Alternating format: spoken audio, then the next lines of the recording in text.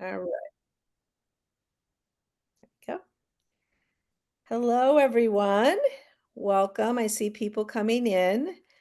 Um, give it just a second to have everybody come on in. And yeah, another minute, a few more people coming in. All right, we're almost there. So, welcome. My name is Terry Lucas. I'm the director of the Shelter Island Public Library, and we're glad to have you join us this evening. This is a webinar, which is why you don't see a little Brady Bunch picture of your head on the screen. We're just gonna enjoy our poets tonight.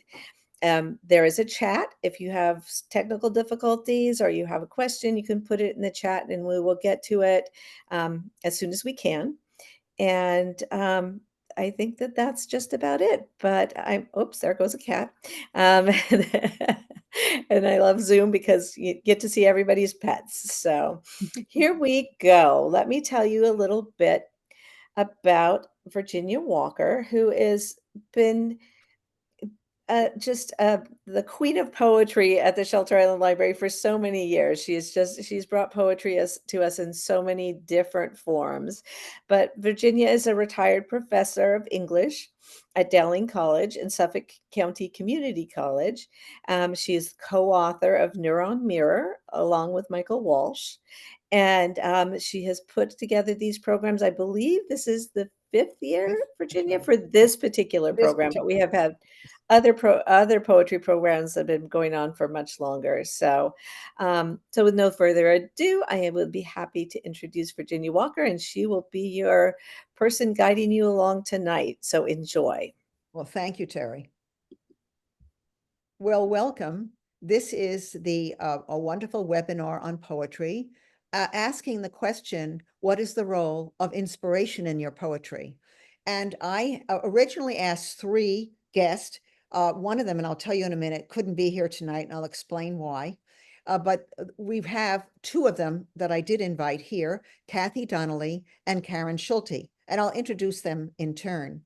The format of the program will be a little bit different because originally I had also asked George Held. Now, George is over 90 and he took a tumble and he broke his hip and he needed surgery. And all of that came and he needed a lot of, PT afterwards. And so he just wasn't up to it tonight. But we'll have him back some other time. And I'm going to read a few of George's poems during the course of the evening. But I have the people remaining, Kathy and Karen. And what we're going to do is we're each going to have 12 minutes to explain what we want to say about inspiration and to read poetry. And then I will read some of George's poems. And then we'll go back and I'll get 5 minutes from each poet again on inspiration. And if we have any time at the end, we'll chat together about what we've learned from each other about inspiration. And I'm going to start by telling you about my first guest, who is an incredible midwife, I call her, to poets all over, especially in Suffolk County. And her name is Kathy Donnelly. Oh, And I'm just going to hold up a book. Here, I'm going to hold up this wonderful book. I hope you can see it. One of the three books she did on the Pominoke idea. And this is a book of poems and photographs. Why photographs? Well, because Kathy is an expert photographer too. Kathy didn't start out as a photographer and a poet. She started out as a nurse, a cardiac nurse. And you can say that she nurses people around her to create these beautiful books. And the latest one from her is unbelievable. I'm in it, so I like it, especially like it. And it's called What Unites Us. And it's all about democracy, the Constitution, and law. It's a beautiful book. Not only does it have poets in it, but it has the Constitution itself and pictures of all the signers. And it has some prose in the beginning, different people writing about it. It has comments from people who lived at the time when the Constitution was being written about what they thought about it. But I'm going to also tell you that tonight she's going to announce that she has a new book out. See if I feel the same, published by Kelsey Books.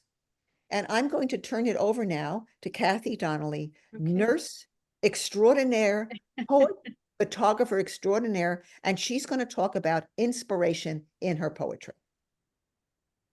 Kathy, you're on.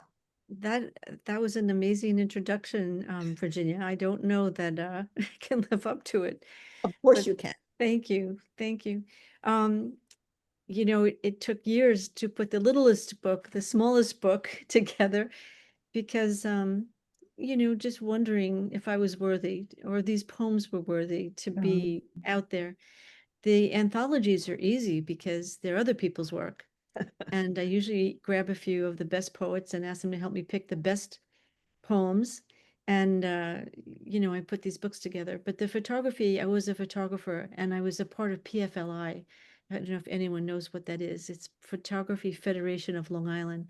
So just as we have this huge circuit of poetry groups, there's the same thing in the photography world. And I was the only one that seemed to have my foot in both worlds. And that doesn't mean there weren't others. I just never saw any. So I thought I was meant to do this. So those are the three anthologies, and now Rabbi Adam Fisher called and gave me this idea of putting a anthology together about the government, and I was all for it. It's a bipartisan effort for sure, and it's being well received. I'm so happy. We're going to make another print run. We sold out the books that we had ordered. Anyway, my first poem is called Inspired. Original ideas. Just when you think there aren't any left, just when you've given up on believing you have anything new to say, someone else hasn't said before, some voice in the room won't offer, wait, I've heard that, Shakespeare, don't worry, all's well that ends well, or there's method in the madness. From a book, The Name of the Rose, did Jesus carry a purse? Heard it in a song Stephen Stills sings every tomorrow, looking to borrow a piece of today. Or in a film, Reds, Warren Beatty's John Reed to Diane Keaton's Louise Bryant. What as, she said to him, then he to her. Or any other blessed place one finds ideas spoken, written, recorded, filmed, painted, or performed. Till one day you open a book of nature photography, and there, in a fraction of a second, finger pushed down on a shutter release, image frozen in time, John Broca's feather on blue, engraved in ice, there for a few seconds before it changed, melted, disappeared forever. Your breath is taken away, and so you think, well, maybe I can do that, but different, even if it's just once. Oh, lovely. Yeah. A book day. This is a perfect day for reading. Windows are open to the outside. It's raining. I hear the sounds of cars driving through puddles, the sounds tire makes on wet pavement. Lights are on into midday. I'm still in my pajamas. In between chapters, there is work to be done. It can wait. Appointments, errands rescheduled. This day is preserved. The clock is irrelevant. If my eyelids close, I rest. Hungry, I eat. Phone rings, chat about my book for a while. It waits on the coffee table, open, ready to be resumed. Anam Cara, I'm in love with a dead author, one as Irish as they come. A day to myself, rare, precious. Now, this is a poem that I think is sort of for women who are still parents, and lots of those, right? And we were all at that age at some time, 30s, 40s. And the poem is called It's Only Morning. She feels the fatigue of the day that has only begun, not a single moment to herself to take a breath all the way in, all the way out. Making the breakfast, hungry kids, halfway out the door, their lunches, husbands too. When they leave, there are the dishes. As she cleans up, leaving no meals for critters, the dog needs to go out. She takes him. On return, her husband's car won't work. She pulls her nightgown over her head, throws on nothing she wants to be seen in, pushes a brush through the nest in the back of her head, a bun will do, jumps into the passenger seat. He's in a hurry. She feels his angst all the way in. Finally, a slower pace, she thinks. I do not want to feel tired. There's so much to do. Not wanting to think about the traffic, she leans forward, turns on the radio. A war is raging. People are losing everything they have. She thinks of her life, chaos, but bearable. She'll contribute to whomever is collecting. Mm, mm. And just that's sort of a segue to a piece on war. In Gaza, he sat there comfortably reading in his embroidered armchair, lamplight over his shoulder, directed to the page. Knowing the turmoil out his door, buildings leveled, reduced to rubble, electric and water disrupted, was a distance away, far from his area which housed hospital employees, professionals, members of the government, a university. Surely this would be known, appreciated, families extended to the third, sometimes fourth generation, as children came into the world like blessings, all sleeping, eating, praying together. His little girls came in to his private spot, or so he thought it was, with feathers they had found on the beach to tickle him under his nose. They giggled and wiggled around him for attention. He placed his bookmark. Leaning forward, he spread his arms like a hawk, made a great roar, just missed capturing them again and again. Their laughter turned to two serious faces, looking to him, into his eyes. They stood perfectly still. In the next second, they were gone, pulverized with the house, the embroidered chair, his book, his lamplight, him. He left this world like a blessing, not to live another second without them, never to live with only their memory, a wound never to heal. Mm. Disrupted. I sit quietly reading A Season of Stones wrapped in a white woolen blanket, deep into the night, hibernating like the billions of seeds just below the surface, the bear in his den. Drops of water, melting snow, falling from the eaves, splash onto the walk outside my kitchen door. The winter is withdrawing, leaving its dead behind. A little out of season, but We'll be there soon. okay. So I have never slept properly. I've always been a night owl, but I've had to be up at 5 in the morning to get to work for like my whole working life, Mhm. 50 years of it. And so I was never able to sleep properly, and I just believed it was insomnia. So this is a poem dedicated to people who don't sleep properly, which I think might be the majority of human beings, called Insomnia. Lying down to rest her body, her mind won't follow its lead. Random thoughts spill into one another, little pieces of the day, clips of anything she's ever seen, heard, experienced. Like a film going round and round, it's real, picking up new images with each revolution. Never two scenes the same till the next night. She hums, chants, prays, taps, tries to read herself into slumber.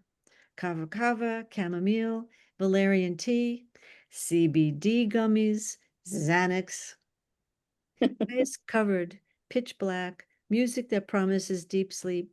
But her mind knows her well, knows all her tricks. The remedy could be to fall asleep when she's tired, take a nap intermittently, randomly, whatever time she starts to nod off, maybe switch day for night, go with the flow. She'd have to quit her job, let her cats go feral, have her family adopted.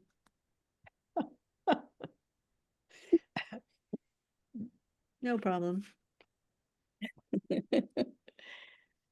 Um, I'm hoping, Virginia, you'll tell me when I have like one poem left. I'm not watching the clock at the same time. Is that okay? Have about 3 minutes left according to my clock here. Cool. Writing. Scratchy sounds of pencil on paper. I search the cobwebbed archives of my mind, looking for something new to say. Low sounds emerge from my lungs. Ideas take time. Fear I'll find nothing still at bay. I become aware of it hanging around the bend. It occurs to me there's a difference between pertinent and interesting. This gives me great leeway. Make something up. I think of people who do not read or write. Sometimes storytelling through dance, passed on through generations, tell of lessons learned. On the news hour one evening, a Moken tribe in Thailand, sea gypsies in the Andaman Sea, isolated from most of the world, danced on a shaded beach. They were telling each other about movement of wind, sea, and birds, collected wisdom, gifts from their ancestors. They knew of a great tsunami. When the ocean receded one day, those on land climbed high, at sea turned fishing boats towards the wave. No one died. In our world of modernity, nothing saved 250,000 people from drowning that same day. The earthquake under the sea created a wave 100 feet high, shifting Earth's mass, causing a change in our planet's rotation. That would make this tale pertinent, interesting to the world. That was in 2004. That's a true story. Mm, Yeah. Mhm. Okay. well, Okay, here's one just for fun. Dropped off by the bus.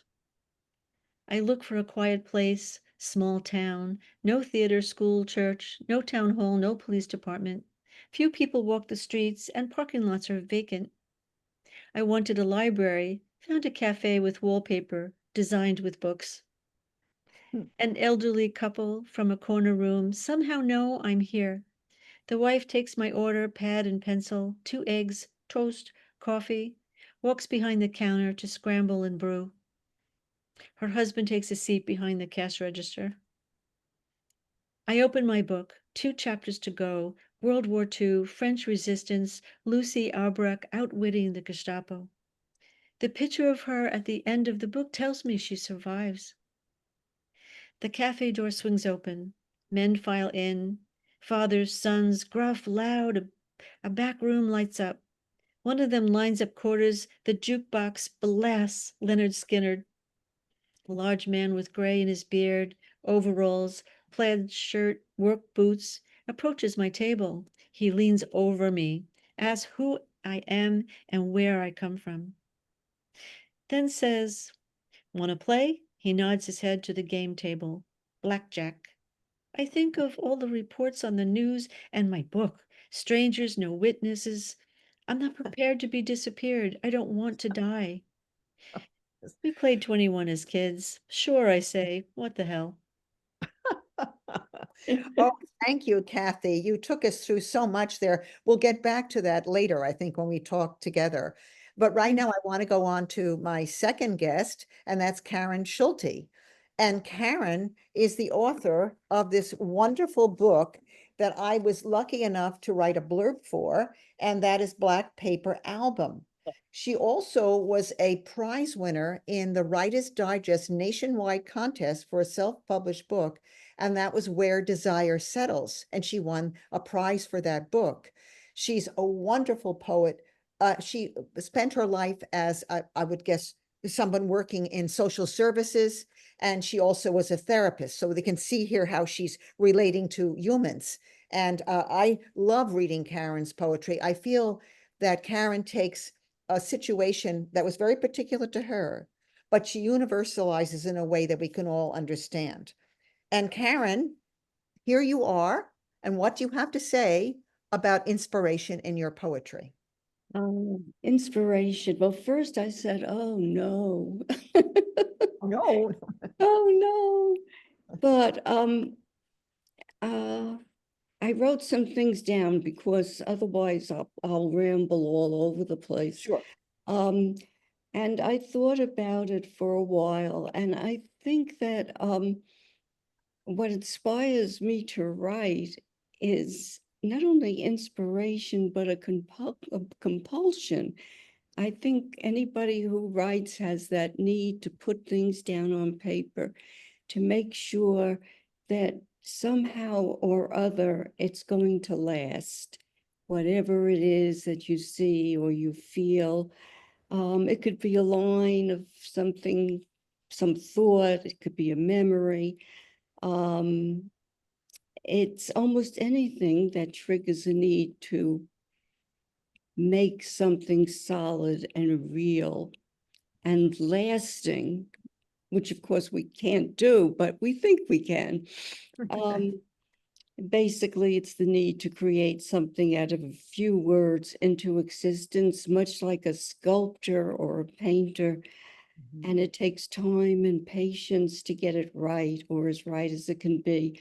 I, for one, am never satisfied. And I've been writing since I've been young. And I still am never satisfied, even when I can get it on paper. And it takes me forever. And I just, lose all time and just get that one fleeting sensation into conception, into reality. So I'm going to read a few of my poems actually from Black Paper album, because this definitely was a work not only of inspiration, but I had a great need to make this book to capture those photos in an old picture album from the 1940s and the 1950s. And actually, some of those photos go back to the turn of the last century. But the ones that I concentrate on in this book, basically photos from the 40s and 50s. And there are some of the photos, if you can see, uh, that my dad pasted into into these albums that were falling apart when I decided to go through them and to possibly be able to save them. So hopefully I did save them. They're okay now. I'm going to read the title page first. It's called Black Paper Album. My fingers run over the crumbling edges of black photo paper. The album's soft binding, held together with hand-tied string, is coming apart. Inside, fasteners have lost their grip. The glue on the back of ancient snapshots fast disappearing. Old photographs no longer secure fall, page after page, a cascade of them from my father's youth. He and his brother stand arm in arm in the courtyard of their Hebrew orphanage, anchored to each other, their own fortress against whatever lies ahead. Turn more pages, more yellowed pictures fall. The 20th century moves on, becomes undone. My mother's family, people I have forgotten or who have died, tumble out, no longer attached to time or place. Mother, with her slick bob, slim and fashionable, leans against her parents' porch railing, looking pensive. Her sister sits in a wicker chair, pregnant and peaceful. My uncles in soldier uniform, proud to be first-generation American, stare at me with pride. The youngest one play acts with his bayonet while smiling for the camera. Even pictures of family dogs I have forgotten pose looking serene. And for a while, we were. My father's brothers, my mother's family, cousins I no longer see. even my brother, so young, swinging his baseball bat with joy and vigor. All these images are now between self-adhesive, acid-free pages with new captions underneath, securing them for a new century, bound to a different time with different sorrows, leaving remnants of the past with traces of the future.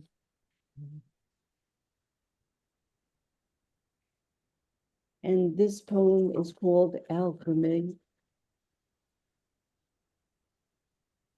about my mother's parents. They stand next to each other in this old photograph, separated by inches exactly the same from top to bottom, as if tailor-made by an invisible marker.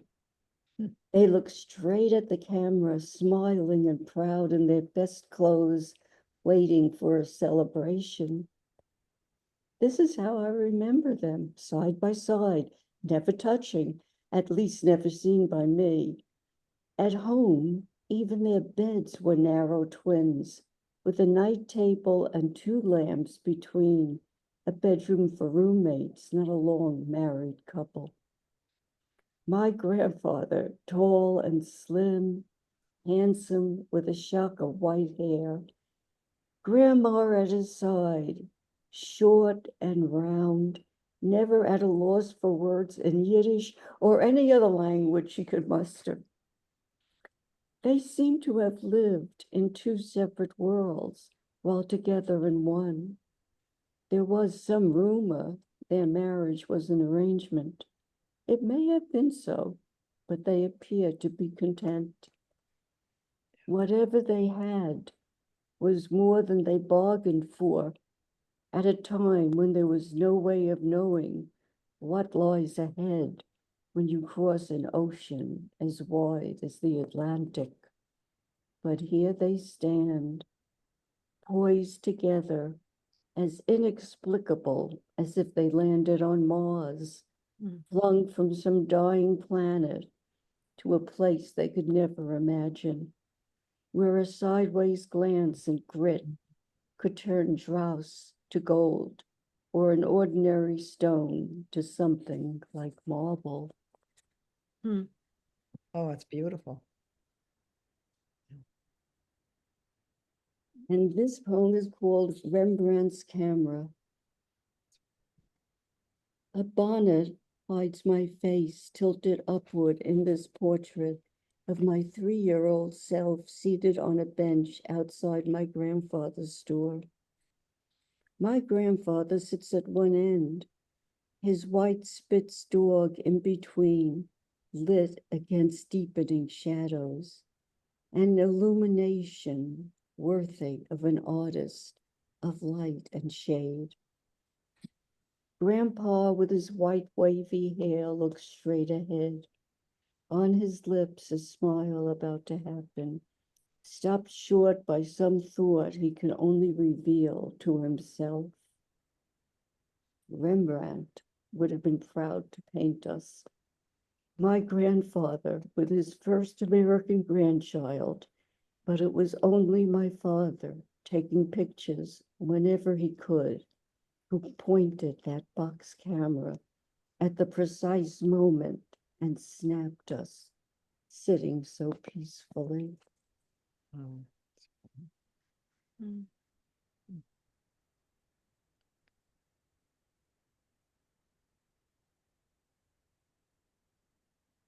And this one is called Catskill Synagogue. In the village where my parents lived, my grandparents lived with their family, it was up in the Catskills in Sullivan County. And the village was Woodridge, small little village. Everybody knew everybody else. And they knew everything about everybody else. And my grandparents were very, I mean, these are immigrant people, my grandparents, but they were atheists. And I think my grandfather was a socialist as well. And they never went to synagogue. They lived across the street from the synagogue, but they never went. But on high holy days, they would sit on their front porch and greet everybody as people came in and people went out and people came in. They always were there. And I happen to love that synagogue. It was always open, especially in the summertime.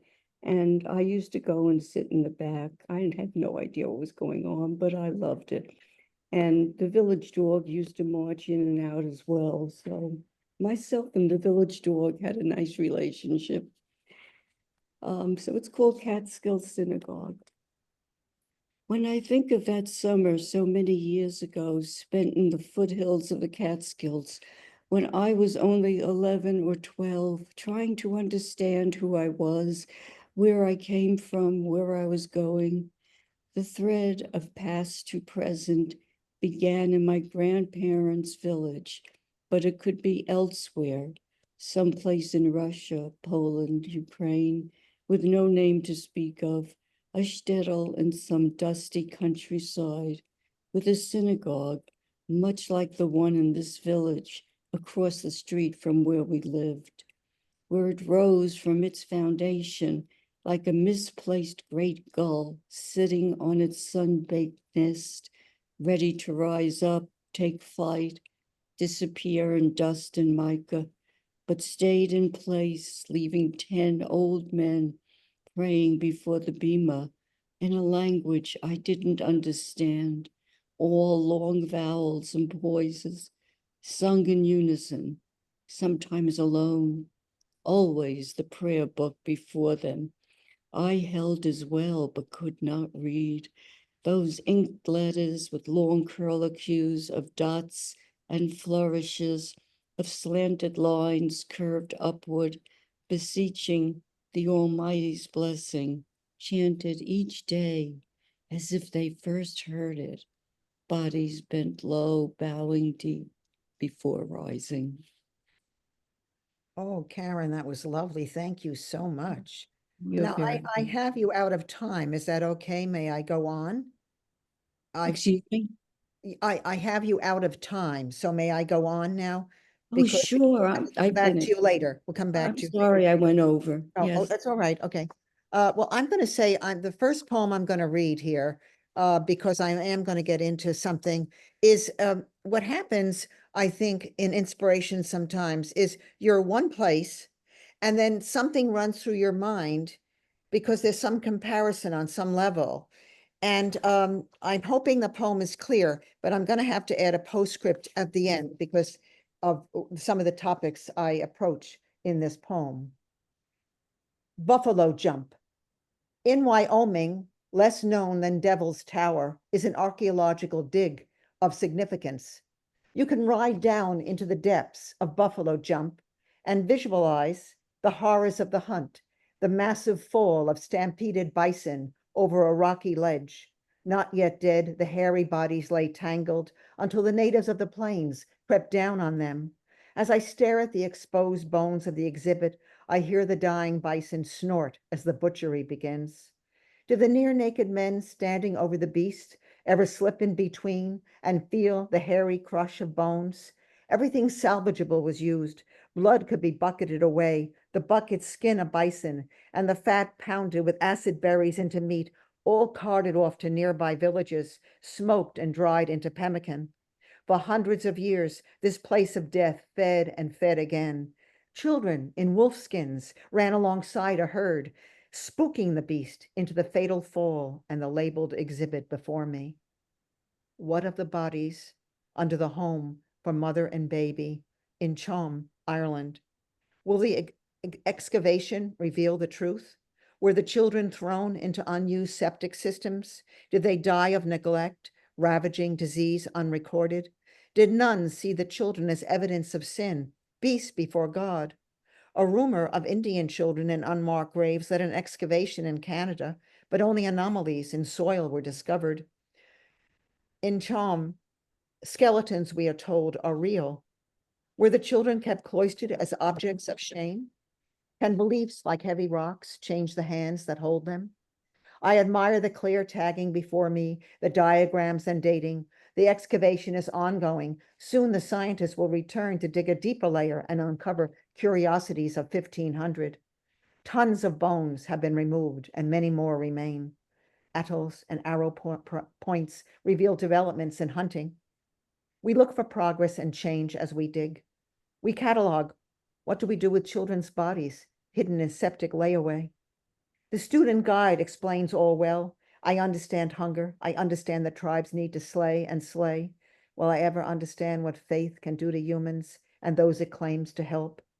What do I know of limbo, a place where unbaptized children await the return of Christ? What waiting room was prepared for the children of fallen women? Were the mothers so viewed by nuns married to Christ? In the 1920s through the 1960s, who placed the children in the vault of an old septic system? Was the returning Christ supposed to raise these children in renewed glorious bodies to meet him? Would he harrow the buried faults of women as he harrowed hell, leap into limbo? I think of these unknowns as we drive back to the surface. Will the revealed emerge with scientific truth? Will faith? I have to add a postscript here. Their excavation is ongoing. The only skeleton that has been really examined is an adult. Many glass baby bottles have been found. The excavation has been moved around 3 times at the site.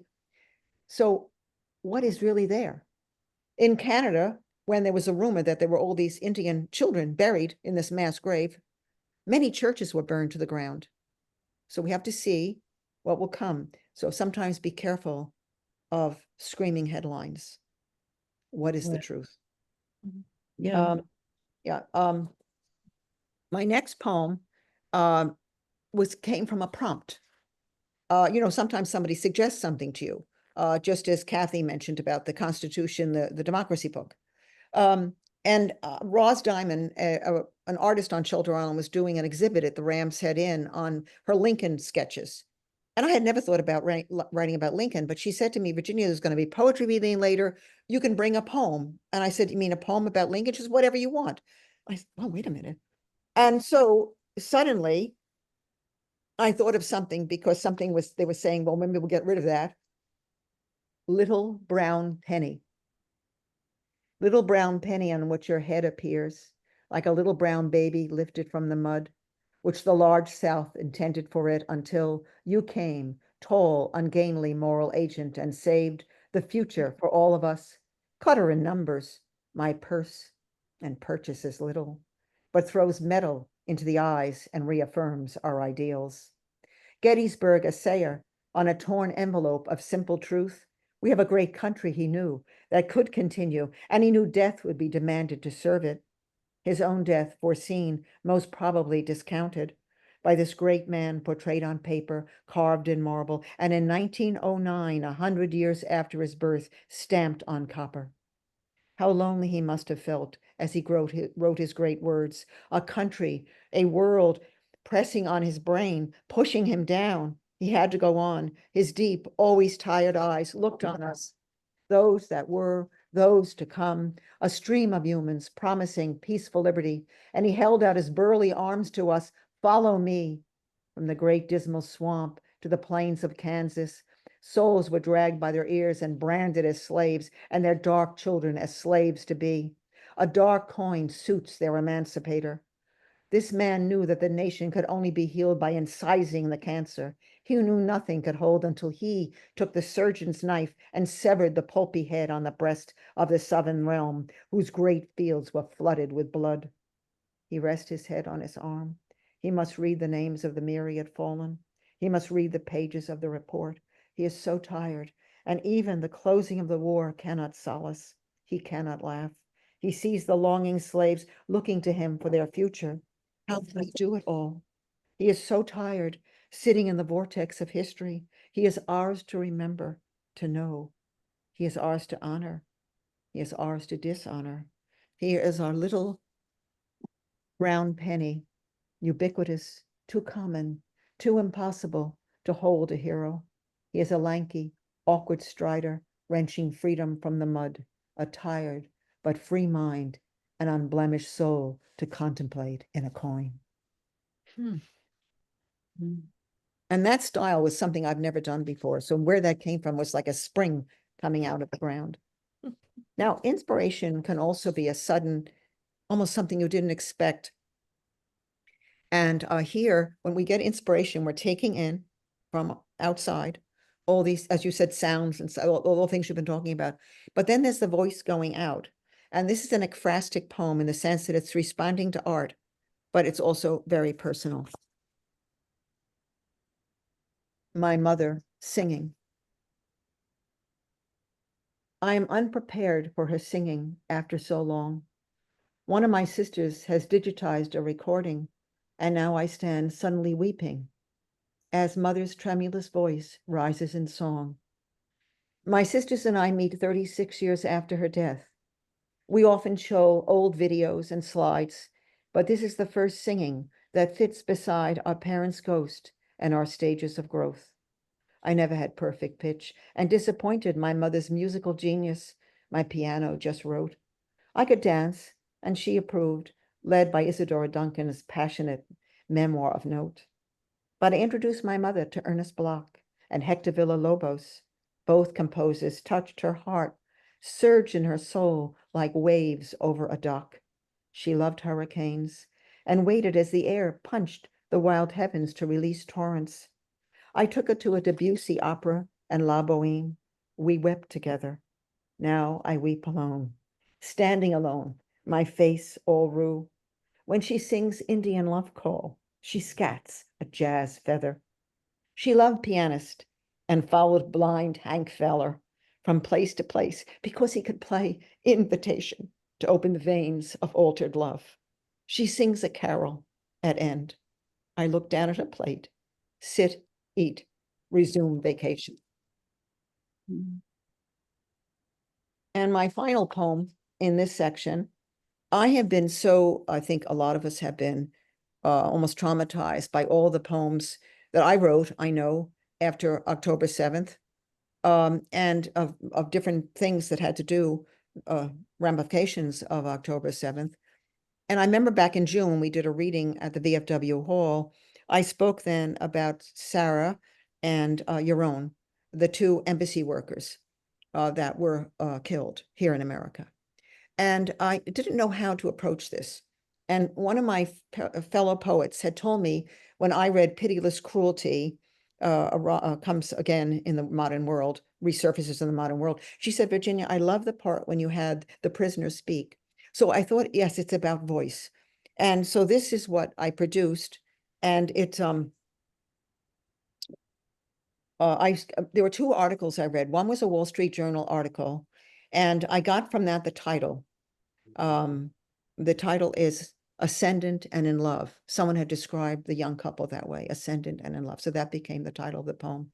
And then I read another newspaper article that Sarah had tried to rise twice, and she was shot and she kept falling back. And so here is the poem. Ascendant and in Love.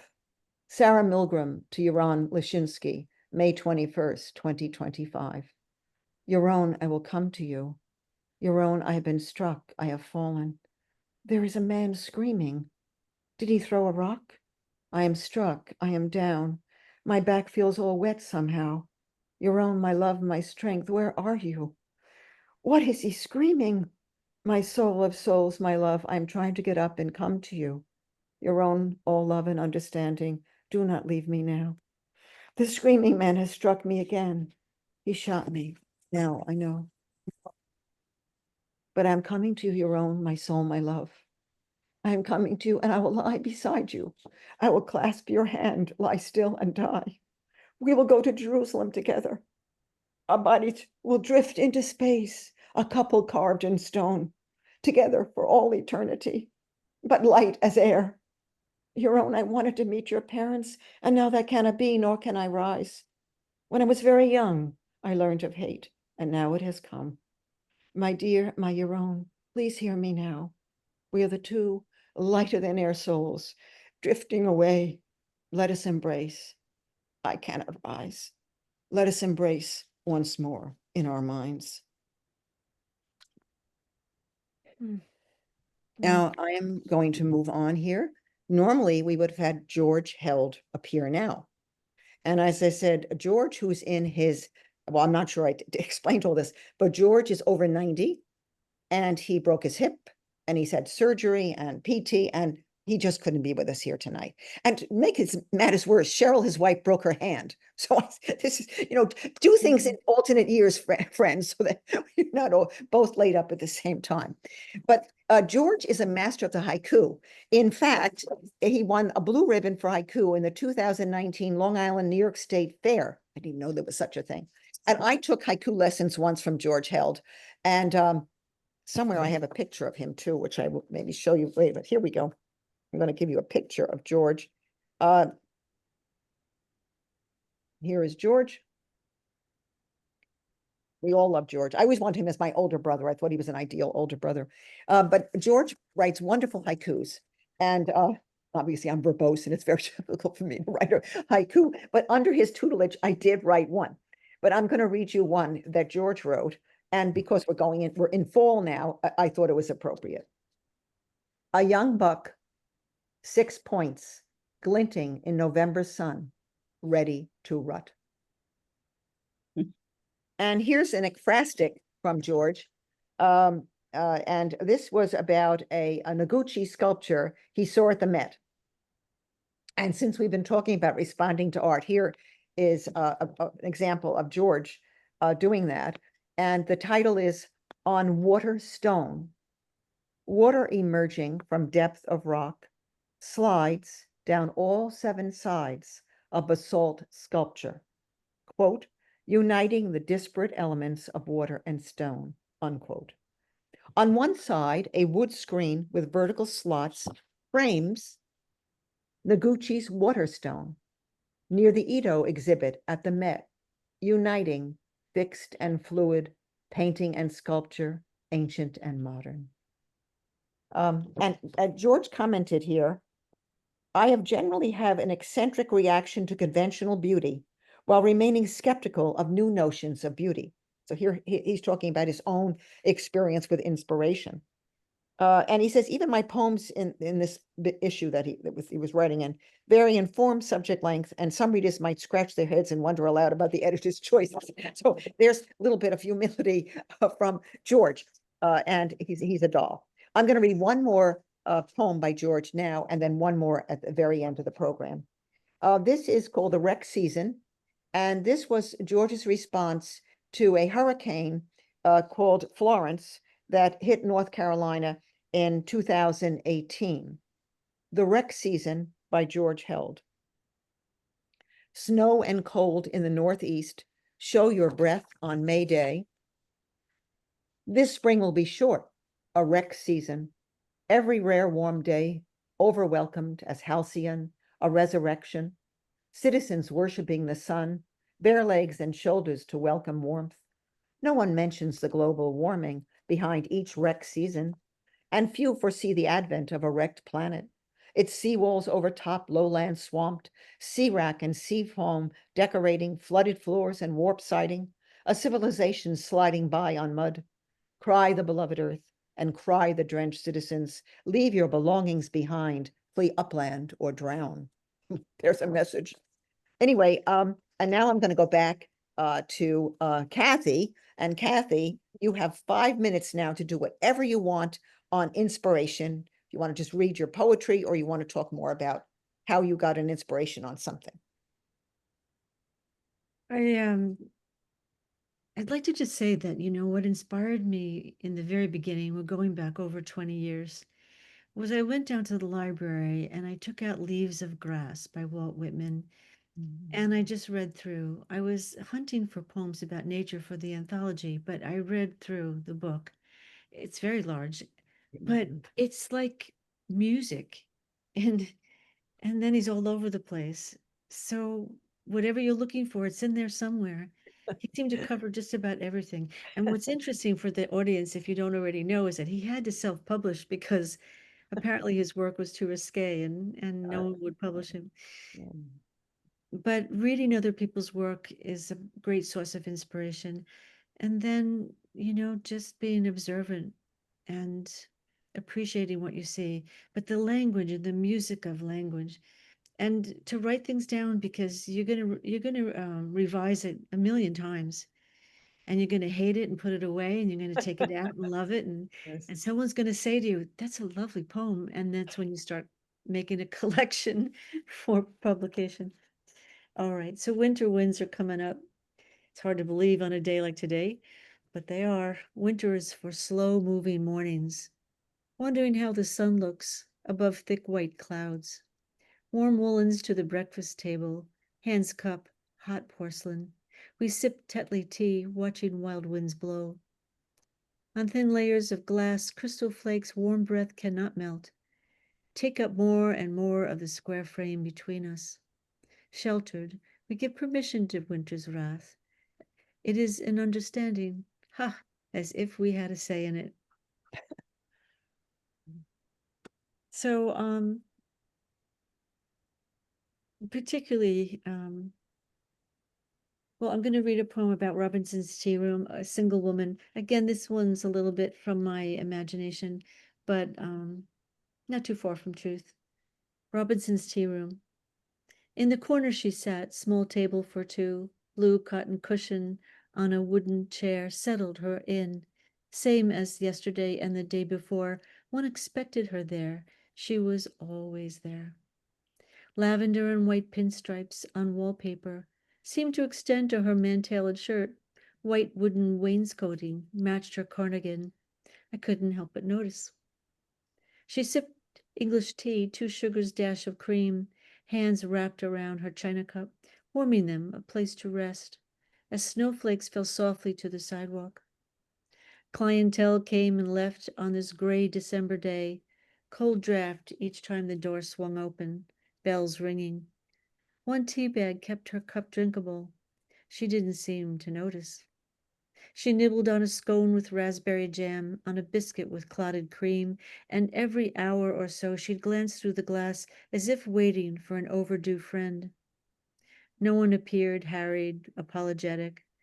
She'd glance at her watch, reach for her coat, lower her eyes, leave deep in thought. Mm. So this is just a something that I had to write to myself because life can be pretty darn challenging and difficult, and you just think, oh my God. Then you see someone with their house crumbling in a war in Ukraine, and you think, okay, I have no problems, shut up. Mhm. I tell myself, shut up, really. March in New York. The days grow longer now. I breathe easy, knowing the dark days of deep snow are exhausted in January, diminished in February, nearly gone altogether in March, but only nearly. My red cast iron pot, filled to the brim with hot peppermint tea, boils over on the stovetop, reminding me never to expect anything to be easy, predictable, compliant. Tomorrow I'll expect a December-like storm, blustering winds, finger-numbing cold. Rejoice if I can find pink and purple crocuses in the sleeping grass. Mm. Oh, thank you, Kathy. Thank you so much. I think, well, you might have a moment left. A If you, moment left. like So 1 minute. I'll tell you what I did here was the last line of the poem on the last page is the title of the chapter. There's 7 chapters, and this one's called Candlelight. Very short. No worries there. Okay. When the lights went out, I lit a candle. Stormy clouds took over, low ceiling of gloom. Lightning struck. For a second, it was daylight. Overgrown garden obscured through glass, misty rain. I wrote a letter on parchment paper with a feather quill pen, folded it in 3, sealed it with melted wax. All my dreamy ideas locked into written words on a page. I'll reread it in years to come. See if I feel the same. Oh, that's beautiful, Kathy. I love that. That last poem was very special. Thank you. Thank you. And Uh, that's the name of the book, everybody. My first Well, book the after same. Thank 20 you. years of That's wonderful. We can't wait to read it. And I'm now going back to Karen, and Karen has 5 minutes to do whatever she wants to do with the subject of Oh. inspiration. Okay. I think I'm going to read some poems that will illustrate what we're talking about and how much inspiration has to do with our poetry and how much of it takes time and practice to come into reality. Mhm. This is a poem that it's called Sirocco. Soroka. And The wind. Sirocco is yes, it's the wind that comes off Africa and then goes into the southern part of Europe, especially Italy. Mhm. So, Sirocco. It always rains in March. I was told this by passers-by of this ancient city, wrapped in their winter coats and hoods, thrown over their heads. Late morning street lights still on, casting a yellow glow over wet streets. A deluge coming over the ocean from Africa. Sirocco arrives early spring, pounds the pavement, its wind merciless on anything that moves or stands still. I make my way past shuttered groceries, occasional ATMs, the small backyards where lemon trees promise fruitful summers, yet the rain is relentless and not stopping. Just under an ancient stone archway, a wooden church door cracks open. Its warmth brings me out of the chill. I still remember how blue the walls were, silver and gold flourishes, the Madonna up front in white light, and the musicians below playing their instruments, the pounding beat of rain, of melodies crisscrossing, weaving in and out, soaring and falling, undulant sea overhead, below my feet on solid ground, anchoring my body in steady counts, with musicians smiling as if this could never end, only a pause here and there while those blue walls enveloped me. Oh, that's wonderful.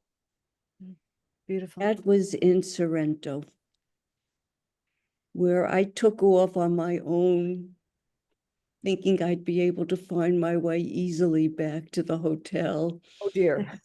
Did I get lost? And that's how I found this But you had this wonderful poem came out of it. and a wonderful poem came out of it.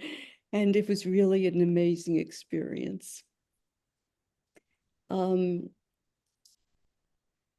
I read another poem? Oh, yes, please. You have time. This is called Dutch Dormer. You called to tell me you were sick and in bed. You needed me to tell you all would be well, so near your birthday, both of ours in April. You were my first and eldest child, though I was young and felt younger with you cradled in my arms, both of us cocooned together for your afternoon nap. The light coming in from the Dutch dormer window in the bedroom's long rectangular shape cast strips of sunlight shimmering on yellow walls, and above our heads, a deeper shadow as the sun moved under the eaves.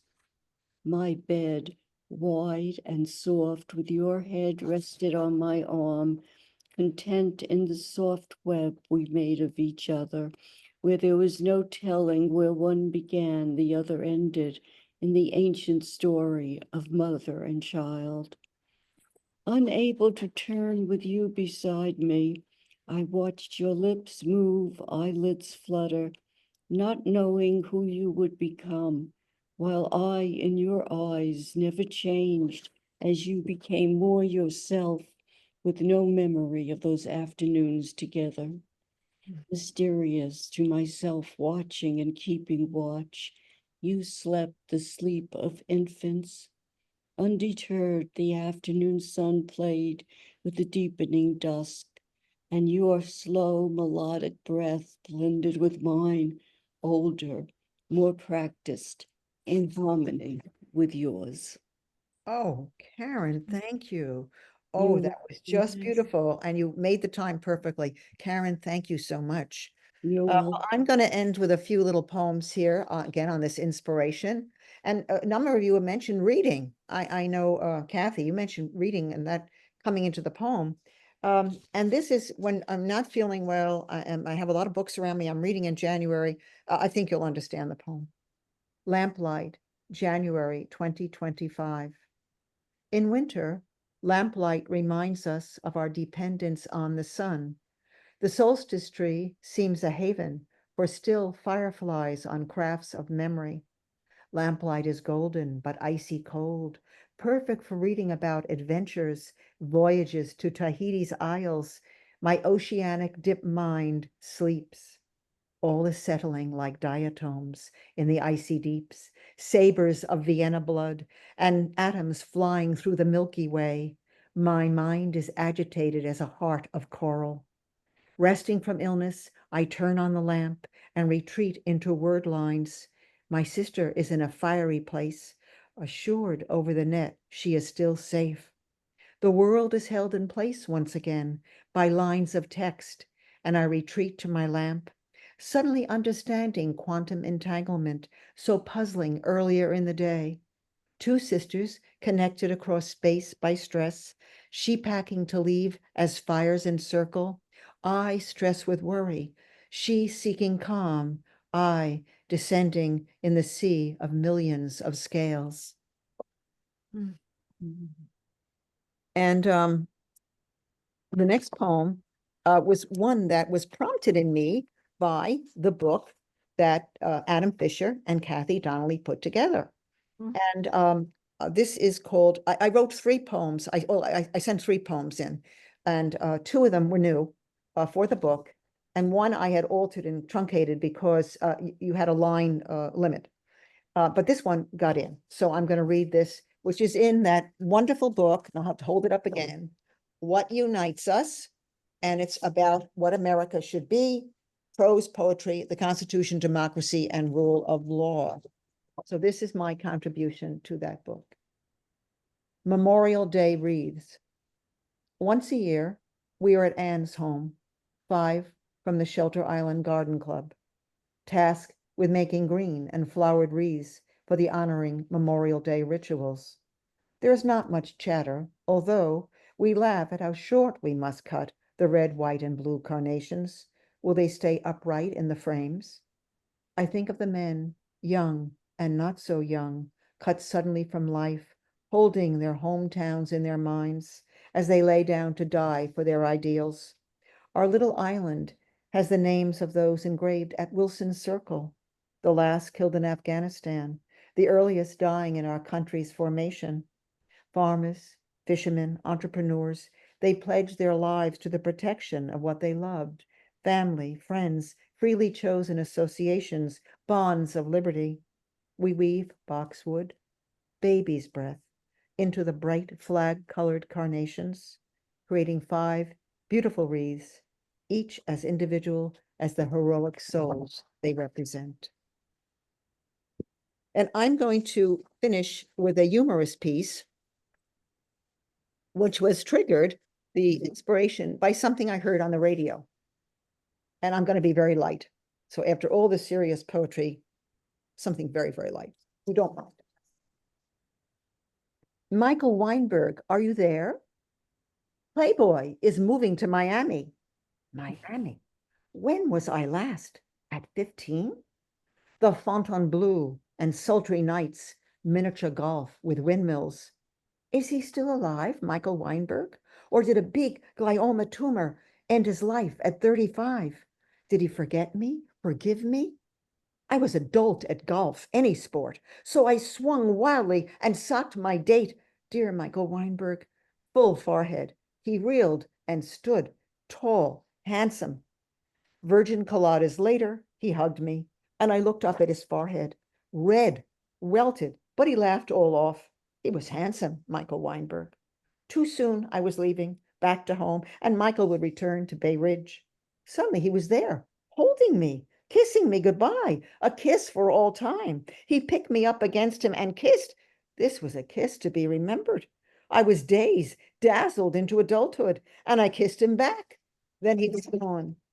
Michael, if you did not die young, forehead tumor, unicorning you, I would seize you now, toothless though you may be, and kiss you again for excitement of time. Hmm. I'm going to end this. Well, I'm going to read something by, I'm going to find my friend here. Here we go. I'm going to read something by George, which is very appropriate for the poets. And then if we want, we have some moment to chatter, maybe we started a little late. This is a poem by George from his book, Culling, which looks at nature both as the beneficent and very often not so beneficent force in our lives. And the poem is called Culling, but it's really about writing poetry. Dozens of small apples rot in a mound amid their family trees, moth damaged, fated never to mature. I pick them off the grass or off the tree after spotting frass of larvae and toss host and pest onto the pile. As I work, my spider's mind spins images that I shall add to my pile of poems to ripen or to rot. Such culling is the rule of life, of art. To keep is easy, to discard is hard. Haven't we been talking about, especially Karen, who is a perfectionist? I don't know about Oh, yeah, that. no, Karen, marvelous. So I don't know, in the final minutes of this, we have gone over the time, but it doesn't matter because we started late, I think. Any final thoughts on inspiration? And you were all wonderful and just wonderful to listen to. Anything you want to say at the end? Kathy, maybe? I just think, you know, there a lot of time can go by where there's nothing inspiring me and I don't write and I think, well, maybe that's the end of my writing extravaganza here. And then something comes, something I want to write about, and then I bring it to a workshop and it gets all sorts of, comments and Sure. whittled down. Yeah. So if anyone is inclined to write, just do it. Yeah. Just write and worry about it being a poem later. Yeah. That's it. Karen, any final thoughts? Well, I think inspiration is wonderful, but I think making something out of that inspiration is hard work. It's work. And I don't think people realize, a poet doesn't sit down and just suddenly off the top of his or her head write this magnificent poem. It often takes many revisions. It often churns and becomes something unexpected, which is the Yeah, magic of unexpected. writing. Good word, yeah. Yeah, because you start off at one end and you finish up with something completely that you didn't expect. Right, yeah, I agree. So, I I, think we have to be, even though the inspiration may be there, and I certainly had so many thoughts going through my mind all the time. It's, what you want to accept and then what you want to deal with at that moment. And sometimes it's never right. And until something else happens or something falls into place, and then you say, oh, I yeah, can go back and I can write yeah, that now. yeah, I this, see Terry has come on, our librarian, and I want to thank her for everything, for setting this up. Terry, is there anybody out there who wants to talk to us? We might have a minute. I don't know. I was going to say, if anybody wants to talk, if you raise your hand, I can unmute you, or if you'd like to put a question in the chat, you certainly can do that. I have just enjoyed this so much. Just All right. all kinds of emotions brought out by, I laughed here and I got a little teared up, and it was really just such a wonderful, wonderful hour of poetry and thoughts. So I don't see any hands being raised or Well, any then they're just questions in clapping, the right? They're chat? just clapping. Yes, yeah, they're all clapping back there, That's so, good. but, That's yeah, I good. wanna thank you for your time. We did record this, so it'll be on our YouTube channel. once I Thank figure you, out how to Terry. edit, Thank you hopefully so not too much. long. No, And, thank you so much for all the help you gave us. And I of want to course. thank my wonderful guest, Kathy Donnelly, the midwife to poets. I call her that. I'm sure she doesn't want that little nickname I just gave her. And Karen Schulte, you both were wonderful. And of course, our absent but loved companion, George Held. And I read some of his work, and maybe in the future he can be with us. And I just had a wonderful time tonight. And I tried out some new things on people, and we'll have to see what final shape I put them in. And on Sunday, I think I'm going to see at least Kathy, because my poem on Lincoln is the new Bard's Annual, and we're going to a party up at the Walt Whitman birthplace, and we're going to launch that Bard's Annual for 2025, and my poem on Lincoln is in it. Good. I'm assuming you have something in it too, Kathy. I believe I do. Yeah. I'm busy. So I shall see you on Sunday then. We got a message from Wendy Trance who said, "Thank you for a wonderful evening of poetry." Well, thank you, Wendy. Just Thank you so passing that much. along. Yes. Wendy is in my workshop with Tony Policano, and she's a That's how wonderful I know the writer. name. Yes, I knew the name. Great. And I think she Wonderful was in the writer. book on democracy too. She Yes. is in it, yeah. All right. Oh, Well, good. thank you, audience, for being there. We appreciate your being there. You know, poets need an audience. They need listeners. And we, other than just talking to ourselves all the time, oh, that's fun too, but we need you. Thank you for coming. Thank you, Terry, for everything. Thank You're you. welcome. Thank you, Terry. Yeah. George, Have- get better. Get those bones knitting. All right. Exactly. Have a wonderful evening, everyone. Thank you for coming. Thanks, Thank you. Virginia, for always bringing us such wonderful poetry and such wonderful poets. Thank We'll you. see you soon. Bye. Take care. Bye. Thank Good night. you. Bye.